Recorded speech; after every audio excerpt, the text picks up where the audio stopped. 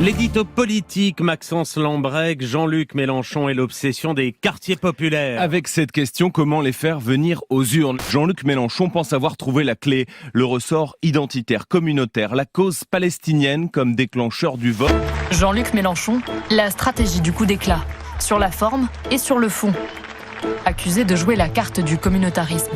Il est atteint de la maladie qu'il a créée, c'est-à-dire la mélenchonite. Il faut faire des voix à tout prix. S'assurer le soutien des quartiers, de la jeunesse, souvent issue de l'immigration. Dans ce que la novlangue appelle les quartiers, pour ne pas dire électeurs issus de l'immigration arabo-musulmane, le chef des Insoumis tient, pense-t-il, sa réserve électorale. Il n'y a rien de moral là-dedans. C'est-à-dire on va s'attaquer aux quartiers populaires. Ils considèrent que leurs réserves de voix sont dans les quartiers. Il y a cette volonté de Jean-Luc Mélenchon, finalement, j'ai envie de dire, d'aller taper à la porte des cités, d'utiliser finalement ce communautarisme pour essayer d'exister politiquement. Ça relève d'une vision communautariste de la politique. LFI considère que la meilleure façon de séduire des Français qui sont pour beaucoup de confession musulmane, c'est de troquer le vieil universalisme républicain pour un discours plus identitaire. C'est aussi assigner les gens à leur identité, à leur origine ou à leur confession. Ce qui explique la marche contre l'islamophobie, le soutien au port de l'abaya à l'école ou bien sûr l'engagement très net pour la Palestine. Cette complaisance justement sur les musulmans, sur le voile,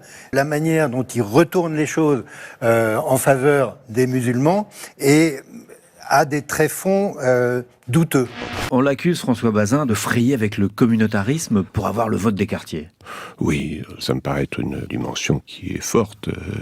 Il parle à un certain public, pour dire les choses plus clairement, aux banlieues islamisées. Jean-Luc Mélenchon est en train de recentrer son récit idéologique vers les fans sur Twitter ou sur X de Madame Hassan. Ils font ça à 10 jours d'élections européennes pour lesquelles ils ont mis la Palestine en voilà, bannière. Ils doivent dire que les vrais défenseurs du monde arabe et surtout de la cause palestinienne, c'est eux. C'est une stratégie de LFI. Cette stratégie identitaire du leader insoumis mobilise sur la question de la Palestine. Il vise à parler à un électorat très ciblé. Vous en faites un élément clé pour mobiliser un électorat. Un électorat particulier. Il ne faut pas être dupe. Jean-Luc Mélenchon, ce ne sont pas les Palestiniens ni même les Libanais qui l'intéressent. Mélenchon a sélectionné ses clients. Jean-Luc Mélenchon se moque de la Palestine. Il se moque bien de Gaza, de ses enfants tués ou de la Palestine, mais il voit dans ces sujets un tremplin électoral, en même temps qu'un moyen pour mettre à bas la République, la 5e en tout cas. Ce qui l'intéresse, c'est de surfer sur le conflit au Proche-Orient pour séduire l'électorat musulman, les étudiants, et puis diviser surtout la société française. À l'opinion, à l'époque, on avait titré justement sur cette stratégie de Jean-Luc Mélenchon, le diable s'habille en Gaza. Si aujourd'hui l'insoumis s'habille en Gaza, c'est pour faire de cette cause le trait d'union entre la jeunesse des campus et celle des mosquées. Le drapeau palestinien, c'est un levier émotionnel et identitaire pour faire de l'islamo-gauchisme le principe d'unité de la gauche française. Il faut essayer de mobiliser les jeunes, l'électorat musulman et au-delà d'ailleurs l'ensemble des banlieues. Il tente de faire le lien entre les bobos wokistes qui peuvent se retrouver sur les campus et en particulier à Sciences Po avec les quartiers populaires où le vote communautariste, musulman, pro-musulman peut s'affirmer. C'est un électorat qui avait été décrit par une fameuse note de Terra Nova en 2012, c'est-à-dire à la fois des électeurs très jeunes de centres urbains, de métropoles, sensibles à une forme de politique spectacle, et aussi un électorat communautarisé, souvent issu de l'immigration, prompt à se mobiliser contre l'oppresseur sioniste, entre guillemets. On semble découvrir un peu tous ces appels du pied, ce qu'on appelle ces dog whistles, ces petits signaux codés que Jean-Luc Mélenchon envoie à une certaine partie de la population. D'où l'utilisation à des fins cyniques de l'antisémitisme. L'antisémitisme est chose sérieuse. Il existe dans le pays. D'accord ? Ça existe. Et la quête du vote musulman aussi. Alors déjà, là, je vous reproche, pourquoi vous faites ce lien ? Quel est le rapport ? Pensez-vous qu'il y a des gens qui sont antisémites pour aller chercher le vote musulman ? Ah oui.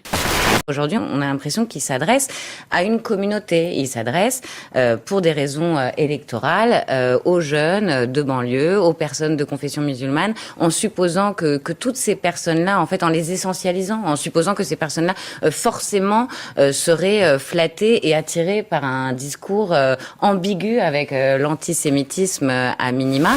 Cet homme n'a plus de limites. Il a même fait de l'antisémitisme, à mon avis, l'outil principal de la conquête du pouvoir. Et le voici depuis quelques années, au moins depuis 2019, sans doute un peu avant, converti à des revendications issues de l'islam politique. Avec sa volonté d'activer un vote qui n'a jamais été activé jusqu'à présent pleinement dans une campagne électorale présidentielle, c'est le vote islamiste, le vote confessionnel. Qu'on a pu croire dans un premier temps être simplement un calcul électoral pour complaire à un certain électorat, on n'attrape pas les mouches avec du vinaigre, et dont on voit depuis le 7 octobre que peut-être il y a une racine idéologique plus profonde.